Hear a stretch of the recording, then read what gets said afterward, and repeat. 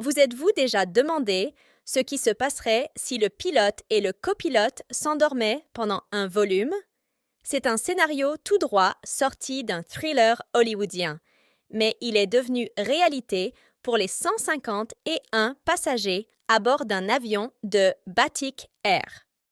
Imaginez ceci, en croisière à des milliers de pieds dans les airs, le commandant de bord et son copilote, accablés par l'épuisement, succombent au sommeil, laissant le sort de l'avion et de ses occupants suspendus à un fil. Plongeons dans les événements époustouflants qui ont eu lieu le 25 janvier. Batik Air A320 avait entrepris un voyage de routine de Sulawesi à la capitale animée de Jakarta. Tout semblait ordinaire jusqu'à ce que les contrôles aériens de routine restent sans réponse. Pendant 28 minutes angoissantes, les appels radio sont restés sans réponse, faisant sonner l'alarme au sol.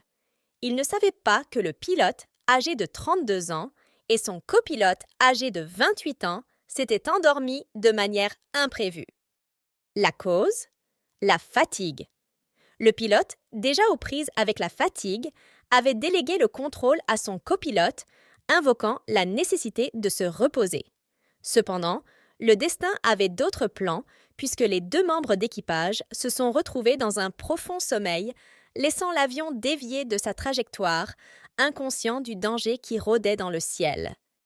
Imaginez la panique qui a éclaté lorsque le commandant de bord s'est finalement réveillé pour retrouver son copilote dans le même état inconscient.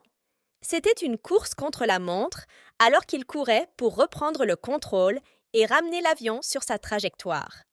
Heureusement, leurs compétences et leur rapidité de réflexion ont prévalu, évitant une catastrophe potentielle tout en effectuant un atterrissage en toute sécurité. Mais le cauchemar était loin d'être terminé. Des enquêtes ont été ouvertes mettant en lumière les pratiques opérationnelles de Batik Air. Les autorités indonésiennes de l'aviation n'ont pas perdu de temps pour réprimander la compagnie aérienne, soulignant la nécessité de réglementations plus strictes concernant les périodes de repos de l'équipage. Maria Christy Enda Murni, chef de l'aviation civile indonésienne, n'a pas mâché ses mots pour exprimer sa déception, exhortant Batik Air à donner la priorité à la gestion de la fatigue des équipages. Cet incident n'était cependant pas le premier contact de Batik Air avec une telle crise. En 2019, un autre volume a été contraint d'effectuer un atterrissage d'urgence après que le pilote ait perdu connaissance en volume. Bien que les tests médicaux de routine aient montré que les deux pilotes étaient aptes à voler, des questions se sont posées quant à savoir si leur repos était suffisant.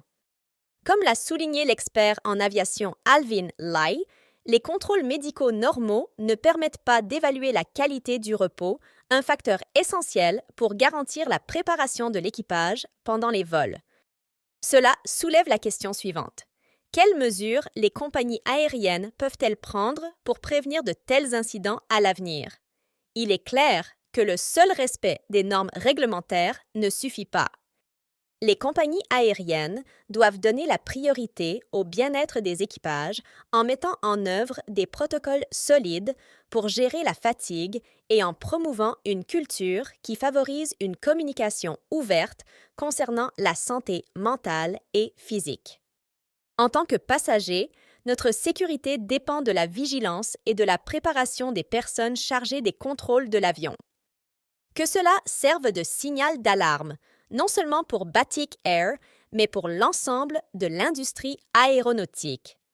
À une époque où le transport aérien est omniprésent, il n'y a pas de place pour l'autosatisfaction en matière de sécurité. Si vous avez aimé la vidéo, laissez un like et abonnez-vous à la chaîne pour rester informé. Cela dit, merci et à la prochaine fois.